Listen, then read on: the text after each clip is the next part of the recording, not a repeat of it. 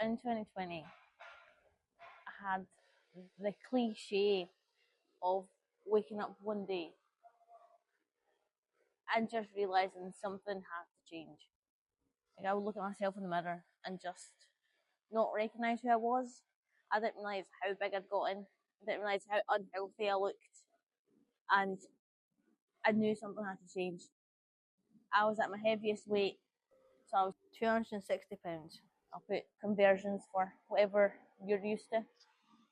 And I was at the most unhealthy I think I'd ever been at this point. And I feel like I'd just given up. So on that day, I vowed to myself, I'm changing for the better, no matter what it took. So gyms and everything else was shut at this point. So it put a curveball in things. I thought at the start anyway. But I just did the little tweaks. So I'd wake up an hour earlier before I started working from home at this point. So I'd wake up an hour earlier, go for an hour's walk, come home, shower, jump to work, which was easy enough. One little tweak each morning. It was hard for the first few days, but it made me feel so much better. So after the first week, even if it's always hard getting out of bed in the morning, especially just to go for a walk, but I knew after that I was going to feel so much better.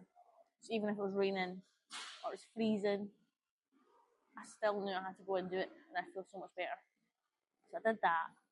I also started investigating more about how people lose weight and stick to it, and not just a crash diet, which I've been doing my entire life, essentially. So a lot of information came. I was slowly starting to learn things, and I found some home workouts on YouTube.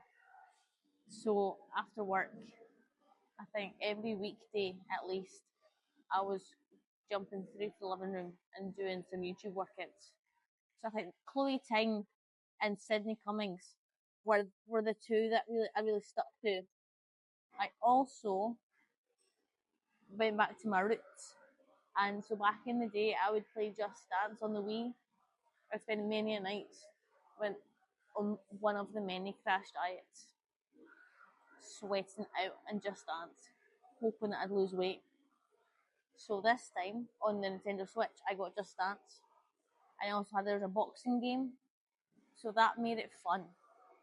So it was a game and it was fun and it made me move. So sometimes that's what you need. You just need to enjoy moving. So that helped. So I do that on a YouTube video most nights. I only had one set of weights, and it was 5 kgs, which isn't much looking back for me now, but back then it was enough. It got me moving. It got me thinking of the movements before I knew what they were. So it was enough for me to get used to everything. The nutrition side, as I said, I was learning more and more. TikTok was becoming a big information point. Very quickly realised that anyone can put information there, so it was hard to decipher the good from the bad. But I was slowly learning about calories and which good foods and bad foods. But it was enough for me to make tweaks. And everything was shut because of lockdown. So there wasn't going to a shop and grabbing a chocolate bar, or grabbing crisps, or grabbing a big sandwich. That was all shut. So it was all homemade food, which also helped a lot because I focused on fruits and veg and protein, and that made me full. Portion control, on the other hand, was a lot to be desired. But the change in the type of food I was having from before was enough. Changing from the full sugar to the zero sugar juices was enough of a tweak. Changing from processed foods to homemade foods was enough. At this point, I had such an excess of weight to lose.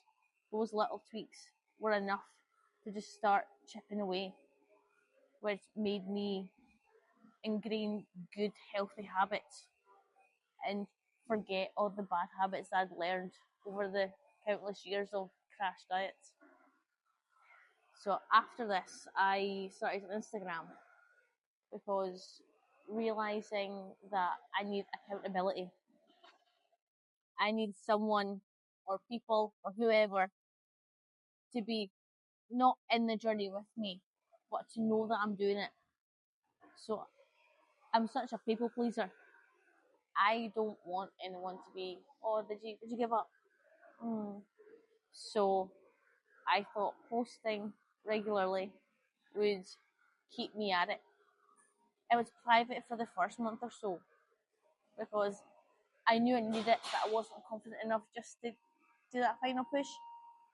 But after a month or so, put it public, I started posting workouts, walks, my meals, not so much physique checks yet because I was still nowhere near confident to share that yet. So posting consistently with that, and I moved house to a bigger house a few months after that. So that meant I could get more equipment. So I invested in more weights. So I was a 2.5 to 12.5 weight tree. I got a treadmill. So that meant my workouts could evolve even more. I got used to the movement in the 6 or 7 months I've been doing it. So I could increase the weight and grow some strength. And the treadmill meant I could increase my steps without really thinking about it. Because going out for a walk, albeit it's not that big, but when you don't want to do it, it's such a big task. But if you've just got a treadmill there, you can just jump on the treadmill while aimlessly scrolling. So it made me get even more steps in, which made me more active, which helped with the weight loss. I was doing some couch to 5Ks, not your usual ones, because it was the zombie ones, because I needed the peril of being chased by zombies to make me run, which sounds bizarre, but don't knock it till you try it because it's fun. And it made me gain so much cardio. I was actually able to run for more than 10, 20 seconds without huffing and puffing like a maniac. So that helped. The progress was very slowly starting to show on the outside and the inside. The weight was dropping and I was getting so much healthier mentally. I knew that I was putting in the effort this time.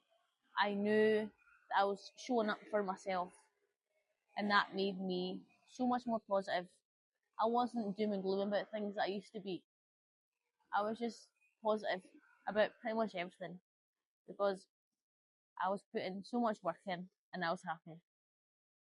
So with the healthy habits quickly growing, there was one more habit to try and learn, and that was the gym.